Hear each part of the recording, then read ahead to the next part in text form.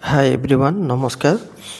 আজি গুৱাহাটী হাইকোৰ্টৰ junior administrative এছিষ্টেণ্টৰ এডমিট কাৰ্ড ওলাইছে। বলক আমি চাওঁ কেনেকৈ আপোনালোকে এডমিট কাৰ্ডখন ডাউনলোড কৰিব পাৰিব।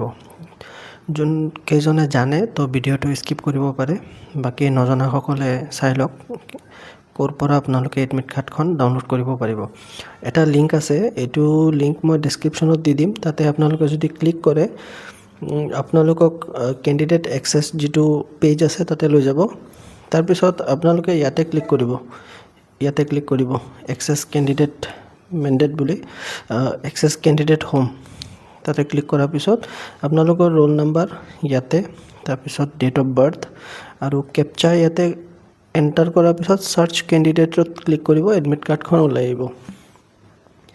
এতিয়া কথাটো হ'ল যে বহুতে ৰোল নাম্বাৰটো বিচাৰি নাপাব বা ক'ত পোৱা যায় সেইটো গম নাপায়।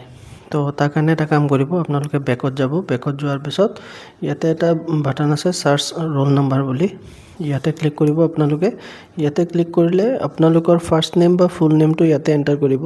তাৰপিছত আপোনাৰ ফাদাৰৰ ফাৰ্ষ্ট নেম বা ফুল নেমটো ইয়াতে এণ্টাৰ কৰিব। তাৰপিছত যোনটো মোবাইল নাম্বাৰ দি আপোনালোকে ফৰ্মখন ফিল আপ কৰিছিলে সেইটো মোবাইল নাম্বাৰ ইয়াতে এণ্টাৰ কৰাৰ পিছত ইয়াতে কেপচাখন বহাই দিব, বহাই চাৰ্চ ৰেজিষ্ট্ৰেশ্যন কোড ইয়াতে ক্লিক কৰি দিব। তো আপোনালোকৰ যোনটো এডমিট কাৰ্ড বা ৰোল নাম্বাৰ আছে সেই ৰোল নাম্বাৰটো ইয়াতে আহি যাব। যেতিয়া ৰোল নাম্বাৰটো পাই যায় আকৌ বেকত আহি কেনে এক্সেছ কেণ্ডিডেট হোমত ক্লিক কৰিব, ইয়াতে ৰোল নম্বৰটো বহাই দিব আৰু ডেট অফ বাৰ্থ আৰু কেপচাটো দি কেনে ইয়াতে চাৰ্চ কেণ্ডিডেটত ক্লিক কৰিব, আপোনালোকৰ এডমিট কাৰ্ডখন ওলাই আহিব। Thank U.